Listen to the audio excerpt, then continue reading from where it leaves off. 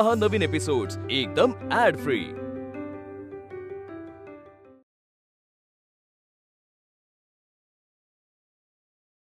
Mummy अरे mummy काय कसली सॉलिड आहेस यार तू। कमाल कमाल आयडिया केलीस। म्हणजे आजच्या दिवशी तरी वीणा घराबाहेर पडू शकणार नाही। I love you I love you I love you. पुरे पुरे माझं कौतुक पुरे। हा फोन घे आणि त्या मिहिरला फोन करून सांग सगळं। सॉरी सॉरी काय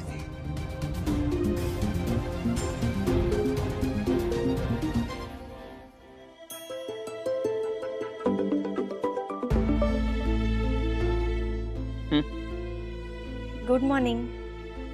गुड मॉर्निंग। मला तुला हे सांगायचं होतं की तू मला जे काम सांगितलंस ते मी यशस्वीपणे पूर्ण केलंय। Good, very good. Thanks. Bye. लगेच बाय काय बाय? बोल ना माझ्याशी काहीतरी। एकतर काल माझ्यावर चिडलास उगाच। सॉरी, काल जरा जास्त चिडलो मी, सॉरी। नुसतं सॉरीने नाही भागणार आहे, भरपाई द्यावी लागेल। म्हणजे भेटावं लागेल। कोणाला? इश, कोणाला काय, आपल्याला। म्हणजे तुला मला भेटावं लागेल। सांग ना मग कधी येऊ भेटायला? कळवतो हा डार्लिंग।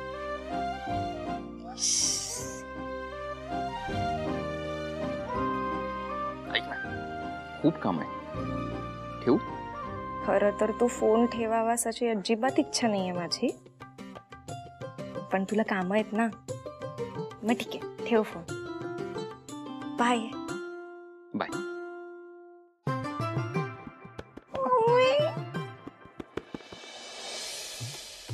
काय रे, कोणाचा फोन? उर्मी ना?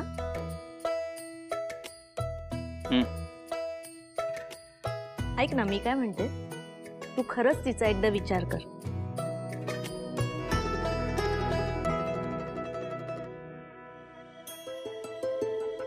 अरे काय झालं, खाऊन तरी जा। एकदा का पोट भरलं ना की ताटातल्या अन्नाला काही अर्थ नसतो।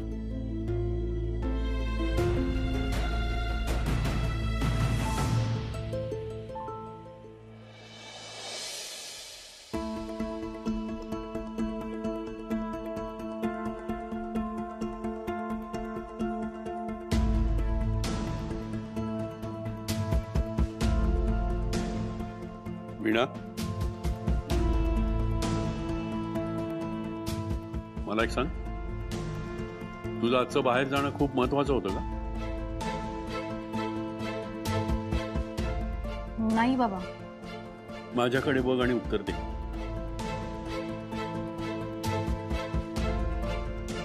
हो बाबा, प्रभासच्या उद्याच्या प्रेझेंटेशनची तयारी करायची होती मला, पण ठीक आहे, मी फोनवरून करेन ना। फोनवरून का? बाबा, कारण माझ्याकडे बाहेर घालून जाण्यासारखा एकही ड्रेस नाही।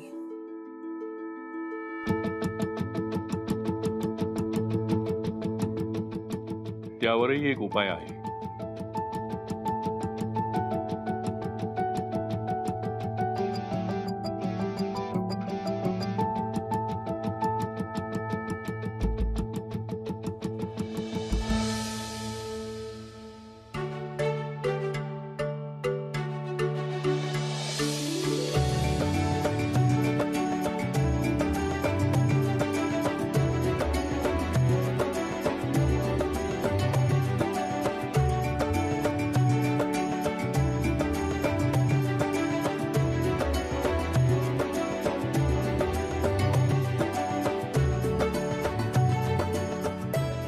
प्रभास,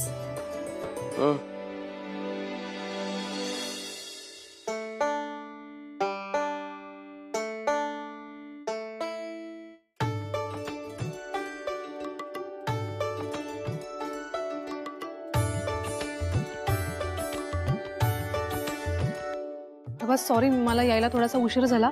त्याचं काय झालं ना, उर्मीने माझे सगळे कपडे धुवायला टाकले आणि मग माझ्याकडे पर्यायच नव्हता म्हणून ही साडी.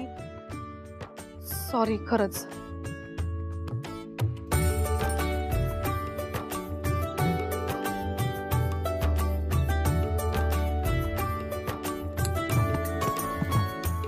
काय कुठे हरवलात? वीणा, तू साडीत खूपच कमाल दिसतेस यार. खूप सुंदर दिसतेस तू. थँक्यू. एक विचारू? विचारा.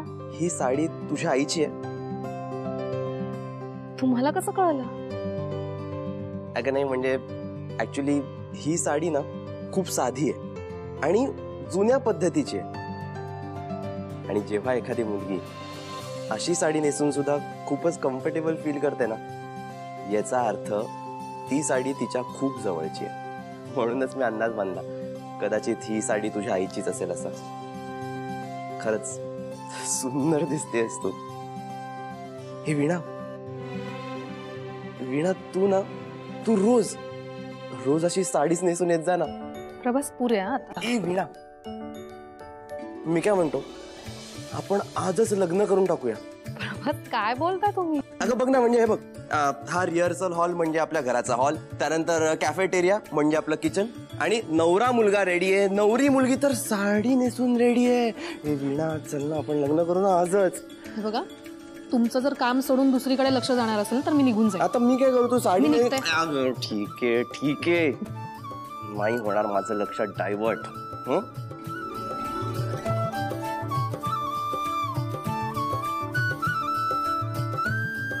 चला कामाला लागूया. चला.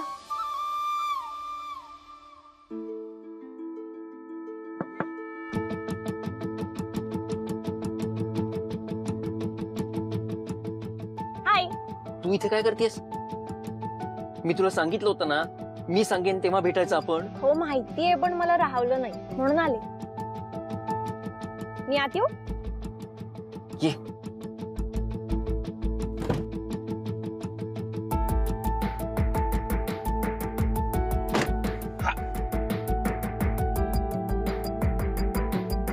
काच वर कर.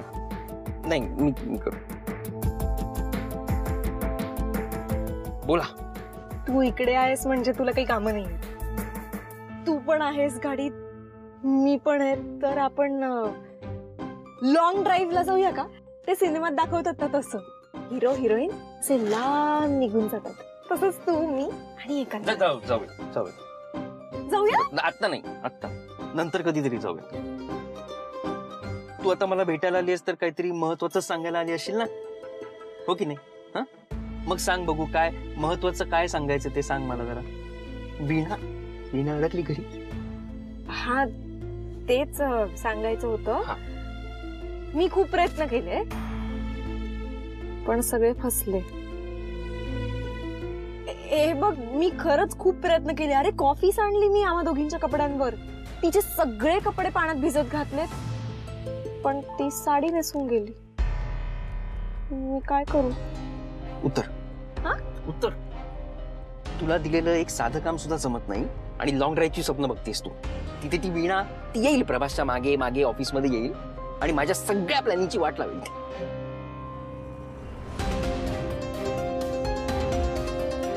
तू इथे काय?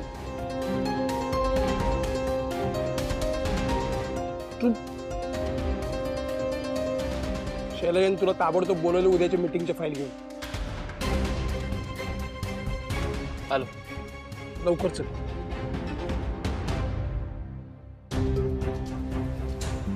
मला ऑफिस मध्ये काम आहेत, निघावं लागेल. सॉरी, खरंच सॉरी.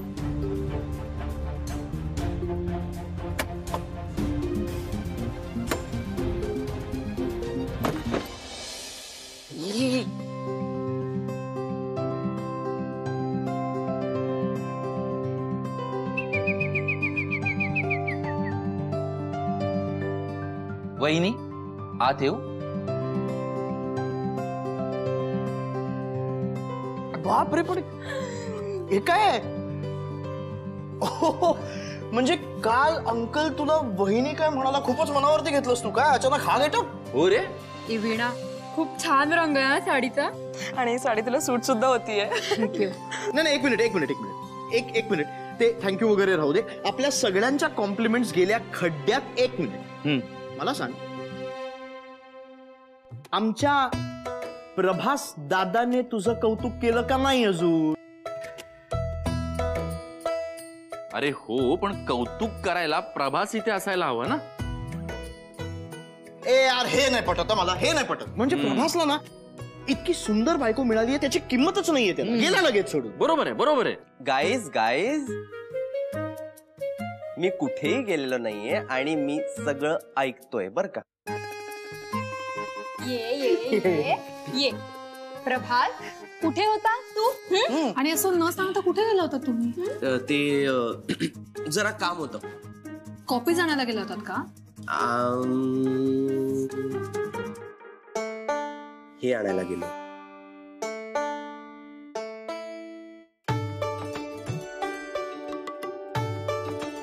गजरा हे आणायला गेला होता तुम्ही? पण का असं अचानक? म्हणजे तू अशी अचानक साडी नेसून येऊ शकते,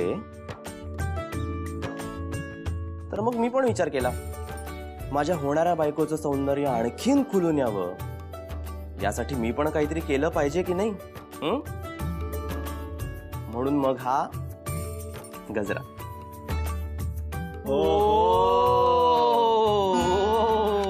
गजरा मोहब्बत वाला प्रभास ने ऐसा लाया, गजरे ने ले ली मेरी जान. हाय रे मैं तेरे कुर्बान.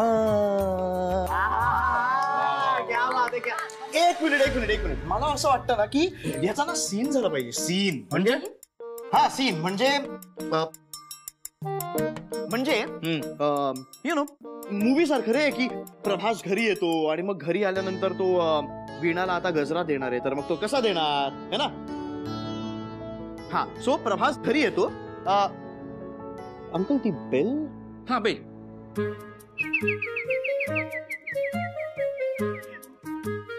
सो प्रभास आतमध्ये येतो. हा एक मिनिट प्रभास येतो नाही. हा ए अजय मी असा आहे. प्रभास येतो आणि म्हणतो वीणा तुला मोगऱ्याची फुलं आवडतात की नाही, म्हणून हा मोगऱ्याचा गजरा.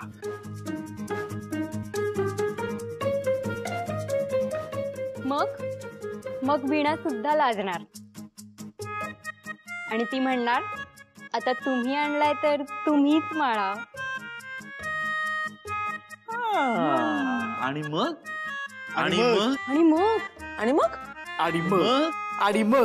मग हे बघा असं काहीही होणार नाही. हा वीणा खरंच. हा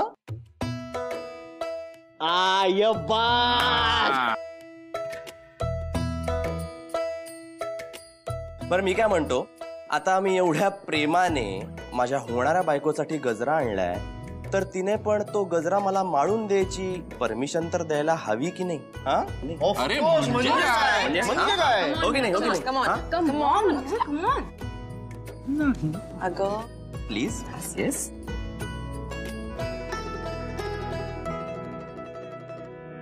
जाऊ ना.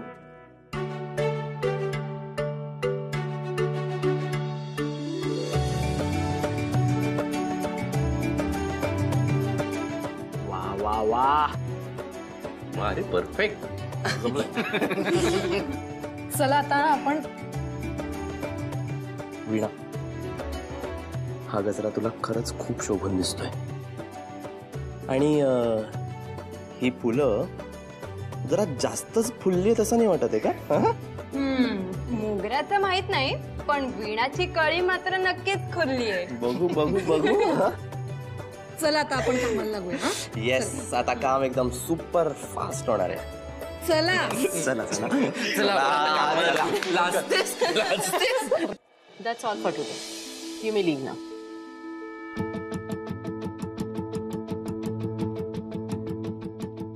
मीर, उद्या सकाळी 11 वाजता मिस्टर राजे येणार आहेत. ते यायच्या आधी सगळी तयारी मला झालेली हवी आहे.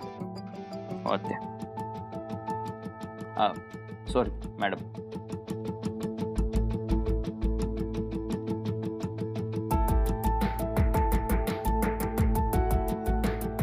शैली मी काय म्हणतो, एवढी तयारी करायची काही गरज नाहीये.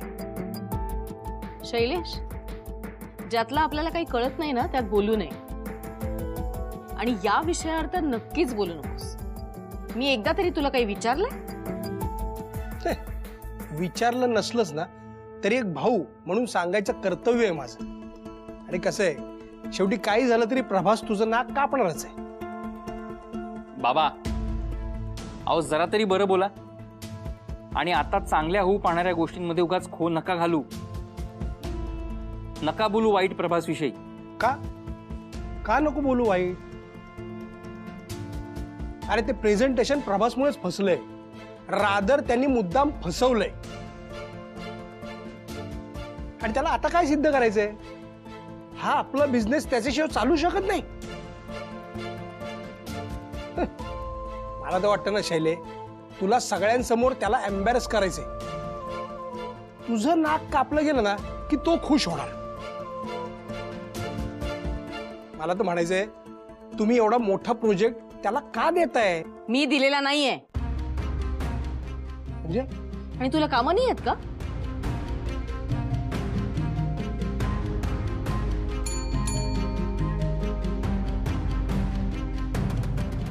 माझ्या केबिन मध्ये टेबलवरती काही फाईल्स ठेवलेत, ते घेऊन ये.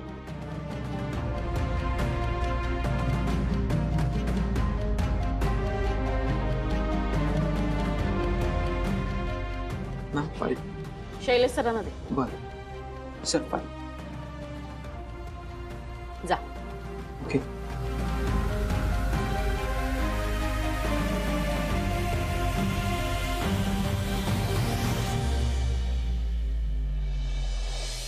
या फाईल्स आजच्या आज पूर्ण करायच्या.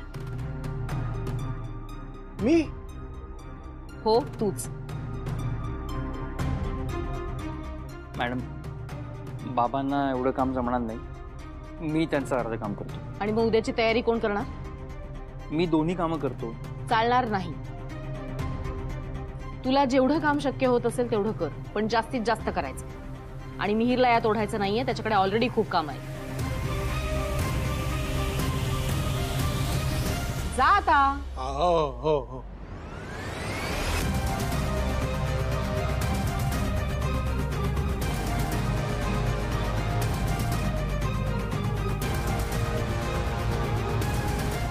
मिस्टर काळे, पेपर्स रेडी झालेत, प्लीज पाठवून द्या.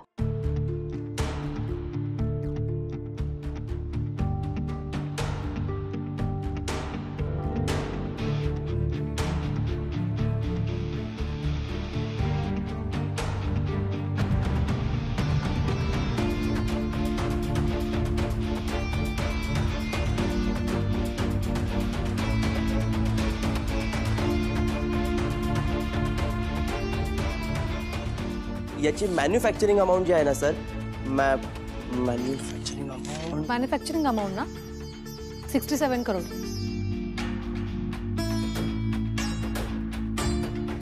वाव वीणा, तू गाण्यासोबत आता बिझनेस पण करू शकतेस की. करेक्ट करेक्ट बोललास तू अजय. वीणा मी काय म्हणतो, माझ्याऐवजी तूच करून टाक ना प्रेझेंटेशन. हा माझं पण टेन्शन कमी. नाही नाही अजिबात नाही. ज्याचं काम त्यानेच करायचं. आणि एखादी गोष्ट लक्षात राहिली म्हणजे काय मी काय प्रेझेंटेशन करणार आहे का? तुम्ही करा बरं कंटिन्यू. हा तर मी कुठे होतो?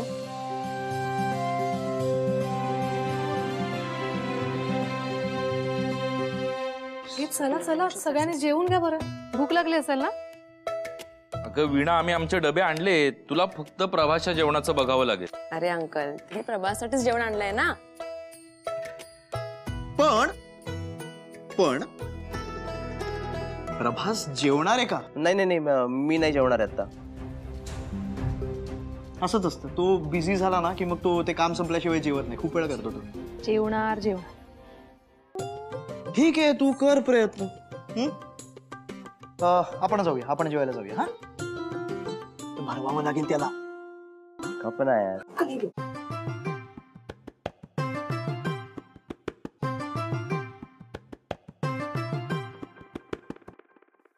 प्रभास जेवून घ्या बरं चला. वीणा थांब थांब, हे बघ हे एवढं संपू दे मग खातो. बरं आता जर तुम्ही जेवला नाहीत ना तर बळजबरी भरवावं लागेल ना मला. बघा मग.